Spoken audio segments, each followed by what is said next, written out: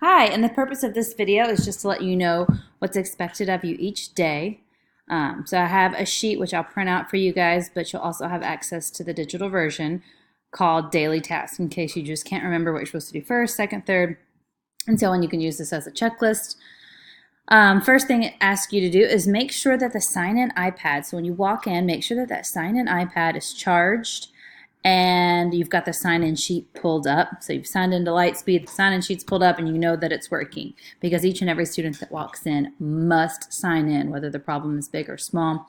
We are tracking that. We're tracking it for our techs. We're tracking it for the administration so that they can see what kind of issues we're having and what kind of help we need, or if changes need to be made. Like, are we using the right device?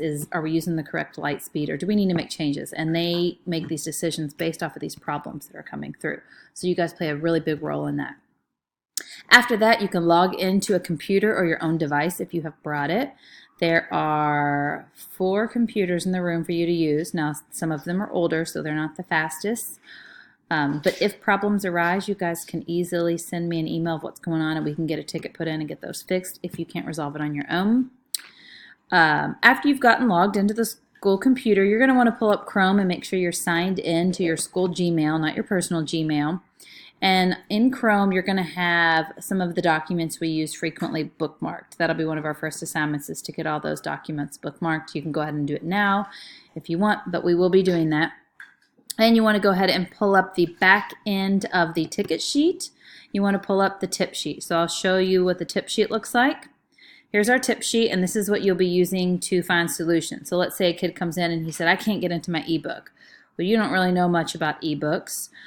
So all ebooks should fall under ClassLink, but if you still don't know what to do, what you can do is do a Control F and type in ebook, and it will jump you down the page. So there's 3 instances of the word ebook in this tip sheet.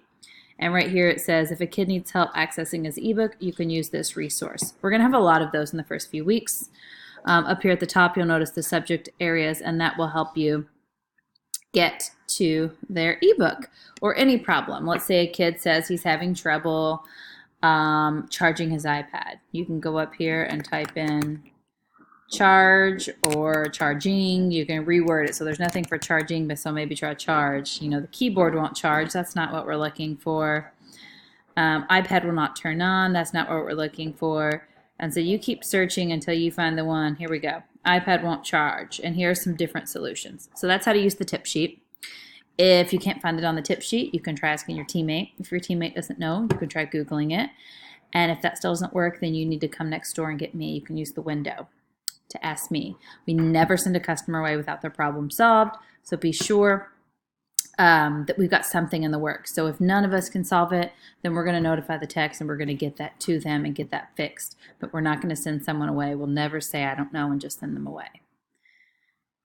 In addition to the tip sheet, once the person comes in, you're going to want to welcome them, ask them what's going on with their iPad while they're signing in. You're going to want to fix it.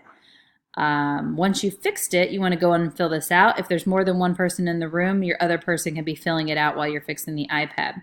What you'll notice is once a student signs in, it's going to document the date and time. It's going to document their name, which period they came in, their grade. They are going to list what their problem is. We've got a default list of problems. This is something we might have to update this year as we've got Chromebooks coming in. Then at that point, if they want, they can fill in specific details on the problem. If they choose not to fill those in, that's okay. You can always go in and fill them in if you need to or if you would like to. The solution is what's important, because if this kid had a problem specifically getting his ebook, then we want to know what you did to solve it. That way, periods that follow after you can just use that solution. They don't have to try to figure it out again and waste that kid's time. We want to get those kids back to class as fast as possible so they can say, oh, well, that kid couldn't get into the ebook and they went through ClassLink and that worked. So you want to put a specific solution. You might notice as you go through here, some people did a real nice job of saying, well, I went to settings, then general, and then I reset the settings. Some people were very vague and you're not quite sure what they did to fix it. So just make sure that whatever you write down, don't waste your time writing down something that's so vague that it won't be helpful. The point of this is that it's to help our other teammates. We use this data, and you can see over here some charts that some of the team members did last year to see. So this lets us know when people are coming in the most often. Now, people may not have been coming in most often during second period. I think second period did a better job of tracking it. So they consistently tracked all student issues. So this is something some of the other periods fell short on. They would just solve the problem and send them away. But it's really important to track that data. We can see down here a chart that lists our most common problems, and we can see which grade levels are coming in most often. So naturally, freshmen come in most often, then sophomores, and then by the time they get to a senior, they've kind of got it down pat. So this will be our ticket sheet. That should stay up at all times. After that, you want to read Slack once you've gotten everything pulled up. And Slack is how we communicate with one another since we are working virtually, I guess. We're not all in the same room at the same time. So we're going to use Slack to communicate. It's very important that you open this every day. First thing, you read it. Not only do you read it, you respond. Because if you're not responding, we're not sure if you're reading it.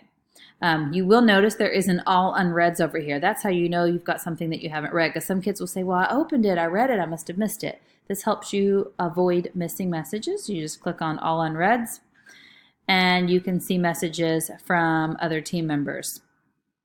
To respond, you always want to hover over the message and click start a thread. And that will put the response to that specific message, and it will notify that person instead of adding a whole new message, which is important.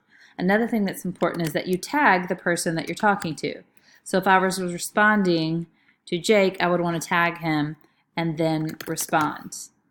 Make sure that your responses are detailed or your posts are detailed. So if you go to add a post,